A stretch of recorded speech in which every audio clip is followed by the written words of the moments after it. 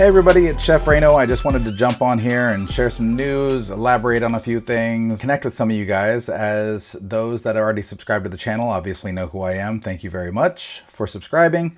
And for those that are new to the channel or just checking out this video, my name is Reino Cruz and I've been a chef for over 25 years. I am born and raised and based out of the San Francisco Bay Area, but my career has taken me pretty much all over the world. And that is sort of what leads me to why I'm here today, because I wanted to share that recently, this past week, I launched an ebook called Solo Chef, Building a Life as a Personal and Private Chef, because I found myself having conversations with both people I know and people that I would meet out and about. And, you know, these are topics that on certain days I could probably talk to nauseam, and other days it's something that I feel like I'm talking about over and over again, and I don't want to, bore people with my story. Although, when it comes down to it and I get to look back and realize the type of things that I've gotten to do in my career, sometimes I'm able to separate myself and really admire it as if I'm seeing somebody else living this journey. And for that, I'm extremely proud of myself. And I want to, give myself enough credit and pat myself on the back for those things, because, if you can't be one of your biggest supporters, who can? So again, the book is called Solo Chef. So why did I write it? I wrote Solo Chef because recently I started a consulting business, and the aim of the consulting business is to work with new and existing food operations, whether it be a restaurant or catering, and get in there and help them with any projects from getting things started to possibly talking to a place that might have reached their shelf life and just wants to do some revamping and get some new energy and some new blood in there. And as I know, with life and my career, sometimes when you're so neck deep in something, you really can't tell where the changes need to come from, or what you can do to sort of breathe new life into it. And so that's sort of why I started consulting. Now, when I started doing that, I also felt a little bit of a disconnect when I'm talking to other chefs, whether or not they're veteran chefs, whether or not they're up and coming. But what I found was that I was getting a lot of questions about the type of work that I've done, right? When I started touring, I'd have people very curious about that industry and, oh my God, how'd you get into, doing shows and working for, rock and roll stars and all this and that? And I really do wish I had a better story with that. It was just pretty much right time, right place. But it definitely has led to a bunch of curveballs and some, fun and pretty cool stories and things that I've gotten to be involved with. And so these are things that I wanted to be able to share with people. Now, I wanted to figure out a way that I could be of service to people that are coming up in this industry, or maybe wanted to shift gears. Maybe you've been in restaurants for years and you realize that there's maybe more out in the world, or you're just now starting to cook and you're trying to figure out where can the hospitality industry, food service specifically, take you. So obviously there's a lot more people that I don't know than I do know. So I can't really take the time or have the expectation to deal with every single person individually. And also, I really can't take somebody who's starting off in the hospitality industry and expect them to pay some sort of mentor or consulting fee. And so I wanted to do something that was feasible for everybody in a way that I could pretty much start to spread a message, at least to get something out for people that have an interest in what it is that I do. So what Solo Chef is a number of paragraphs that focus specifically on my experience in getting into certain industries and kind of what those industries look like and what other influence being in food has had on the rest of my life. When I was first out of culinary school in 2002, I had gone through some restaurants and catering. I stuck with a catering company for a little bit over a decade, introduced to doing some very large scale events here in the San Francisco Bay Area, and immediately really just started getting thrown into a problem-solving type of line of work. And anybody who's done any catering whatsoever or done any events obviously knows that things barely ever go to plan.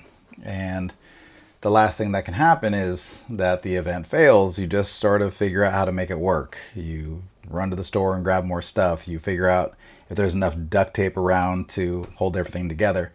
But those experiences really prepared me for in 2008 when I had an opportunity to jump into the music industry and cook for some shows that were coming through the Bay Area.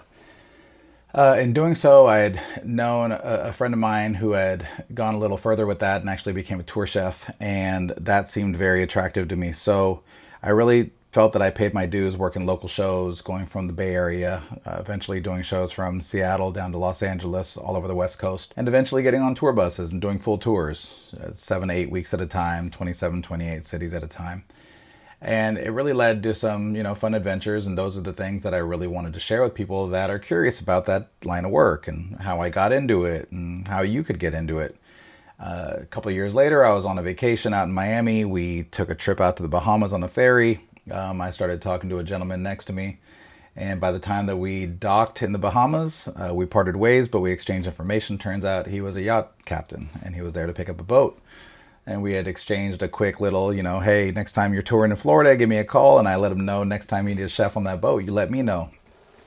And a few years later, phone rang. And I found myself flying to the Turks and Caicos to work on a 97-foot motor yacht for better part of 3 months between Turks and Caicos and Bahamas. So these sorts of things are the things that I really wanted to share in here. All these traveling aspects as well, they really sort of led to when I had some downtime.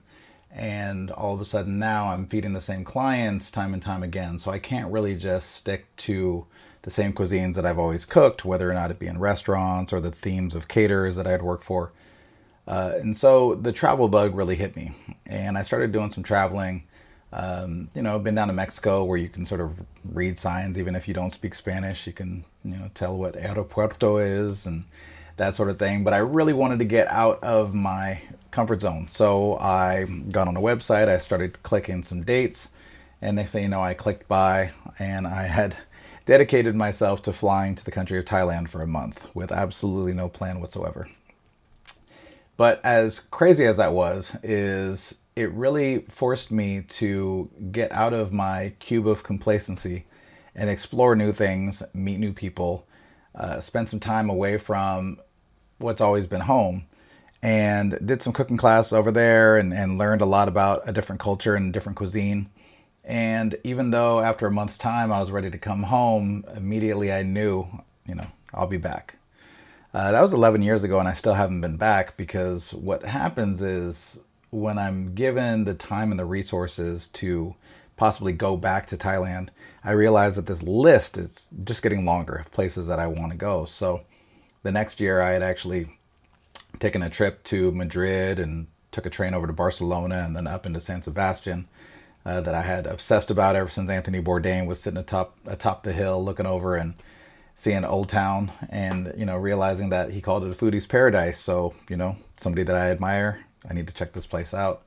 And so that year, what's 2017, was spent in Spain for a couple weeks. And again, just the food, the culture, even though I had cooked a lot of Spanish cuisine, being in the place where it's from was just different.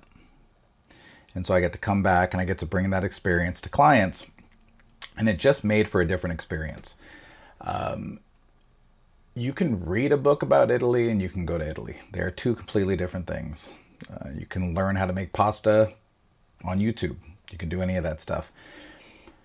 But there is something about being in Bologna and having the quality of eggs they have there, getting cracked into a pile of flour and learning how to cook Italian food in Italy, that when you return back wherever your home is and you're cooking it for a client or you're teaching some people what you learned, there's just a different energy to it, knowing that you have been there and what you get to bring back. And there's almost a nostalgia that you can now carry with you that I truly believe not only affects the experience that you've had, but it affects the experience that you're conveying to your client or your guest or your friends or your family. So I became a huge fan of traveling because growing up, we weren't travelers. We would go down to Disneyland every year or two, down I-5 in the Oldsmobile, and that was pretty much the extent of traveling. So I didn't travel a lot until I got a little bit older. But again, these are all things that if I would have known at the beginning of my culinary career that these were even possibilities, that these were even options in the career, because when I got out of culinary school, I discuss my thoughts on culinary school as well in the beginning of the book. But as I was getting out of culinary school, it was pretty much, Emeril was on Food Network. Somebody was tying his apron for him. Somebody was doing all of his mise en place. Somebody was obviously cleaning up after him. There was a lot of a sort of rock star, you are the star sort of thing, that when you get out of school and you realize that you're still starting at the bottom and working your way up. And just like my main influence, my uncle, Chef Greg Gaspar out in Maui, kind of always told me is, really consider if this is a career that you want, because you're basically going to miss weekends, holidays, most events, most birthdays, most, occasions, for not a huge pot of gold, if a pot of gold at all. I started culinary school with a big class, ended with less than half of them. And I got to be honest, I'm not even sure how many people from that class are still in the food service industry. Some of them might have wised up and gone a different route. But for those of you that want this industry can be amazing, and it can provide opportunities and things that, to me, especially after pandemic, realizing that all the normalcy and all the things that we think that we will have all the time, I mean, career in food, right? People are always going to eat. I'll always be able to feed people. No, when the world shut down, I realized that there is a very social aspect about my career. And if people aren't getting together for things, there's not a lot of people that I'm usually feeding that are still taking place, right? Shows were done, yachts were done, all that stuff. So, we did pivot into a pantry sort of thing with a friend of mine that had a catering company in the East Bay, and we were able to take our skills and utilize it in a way that helped out people. But it's really just interesting to kind of sit back and realize how many different avenues you can take in the food world. So that's exactly why I wrote Solo Chef. And that's exactly why I wanted to jump on here, to just share a little bit of insight with that. And, if you'd like to check out a copy of it, you can find it on cruiseexperience.com. Just click on store and it's available for immediate download right there. You can also find it on Gumroad. And I'll put the links here in the comments. I appreciate everybody that's already gotten their copy. I appreciate the feedback, and thank you so much for the support.